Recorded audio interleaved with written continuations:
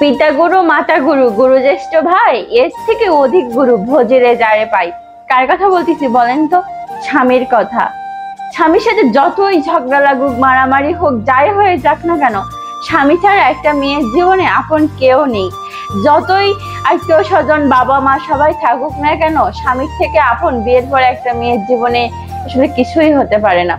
বিয়ের পর 1 মাস বাপের বাড়ি যেয়ে থাকেন, তখন বাবা মা ভাই ভাইয়ের বোর কথা শুনলে এমনি বুঝতে পারবেন যে আসলে স্বামী আমাদের জীবনের কতটা আপন। স্বামী ছাড়া জীবনে আসলে কেউই নাই।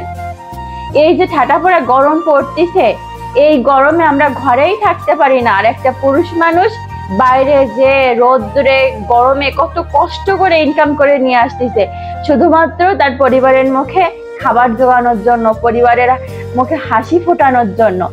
একটা পুরুষের যেমন দায়িত্ব আছে একটা মেয়েকে ভালো রাখা, তার স্ত্রীকে ভালো রাখা, খুশিতে রাখা, আনন্দে রাখা, একটা স্ত্রীরও কিন্তু দায়িত্ব আছে একটা পুরুষকে ভালো রাখা, সুস্থ রাখা।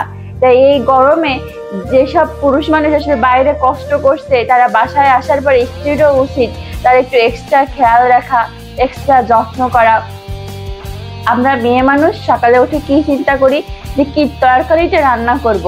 এই তরকারিটা জোগাড় করার জন্য একটা পুরুষ মানুষ কত কষ্ট করতেছে, মাথার ঘাম পায়ে ফেলে সেই তরকারি জোগাড় করে নিয়ে আসতেছে শুধুমাত্র আমাদের মুখে হাসি ফোটানোর জন্য।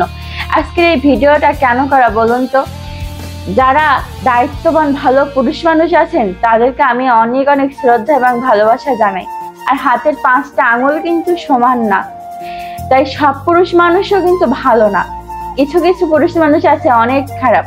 এই সংখ্যালঘু কিছু পুরুষ মানুষের জন্য তো আমি সব পুরুষ মানুষকে খারাপ বলতে পারি না, কিন্তু অনেক পুরুষ মানুষই আছে, বেশিরভাগ পুরুষ মানুষই অনেক বেশি ভালো।